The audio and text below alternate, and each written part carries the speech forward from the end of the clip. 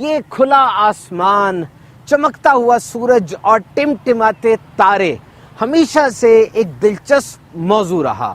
And there was a question, ہمیشہ سے سوال یہ رہا کہ اوپر کیا ہے، واٹ از اپ دیر. زمین پر تو 7.5 ارب انسان بستے ہیں، 70 لاکھ مختلف اقسام کے جانور اور پودے موجود ہیں. These 7 million different species of animals and plants are there. But what is up there? اوپر کیا ہے؟ This curiosity has led to the formation of subjects like astronomy and space science. کہا جاتا ہے کہ آج جدید دور میں جتنی بھی اسپیس سائنس یعنی خلا کو پڑھنے والا جو علم ہوتا ہے، وہ جتنی بھی ایجاد ہوئی اور جتنی بھی پروگریس ہوئی، اس سب کی بنیاد مسلمان سائنسدانوں نے رکھی تھی.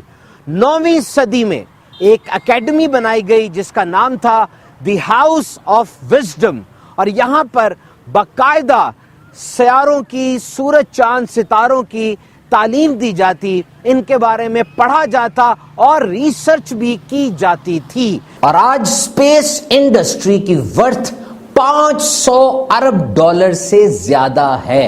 FAI کے مطابق جو سٹینڈرڈ ہے، ایک شپ، ایک جہاز جو زمین سے 100 کلومیٹر اوپر چلا جائے تو اس کو سپیس فلائٹ کہا جاتا ہے، اور دنیا کے تمام ممالک اس معیار پر متفق ہیں. اس حساب سے ابھی تک 568 لوگ وہ سپیس میں جا چکے ہیں، سپیس فلائٹ کر چکے ہیں، اور ان کا تعلق دنیا کے 41 کنٹریز سے ہے. اور اس کے ساتھ ساتھ 12 افراد وہ چاند پر چہل قدمی بھی کر چکے ہیں. سرچنگ فار ایلینز یعنی خلائی مخلوق کی تلاش، and a planet which can sustain life, اور زمین کے علاوہ کوئی ایسا سیارہ جہاں پر زندگی ممکن ہو سکتی ہے، یہ 2 اہم ترین سوال ہیں. ابھی 30 مئی سن 2020 کو ایک خلائی جہاز فیلکن 9 ڈریگن وہ خلا میں گیا.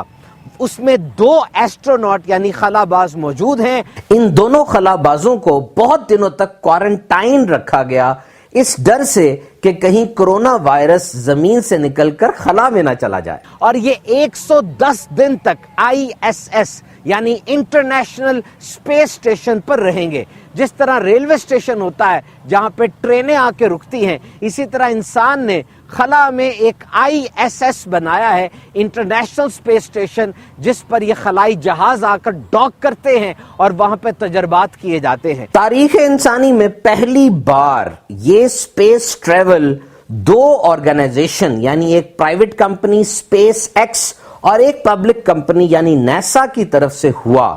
اور اب اس پروجیکٹ کی کامیابی کے بعد مزید نئے پروجیکٹس کے دروازے کھلیں گے.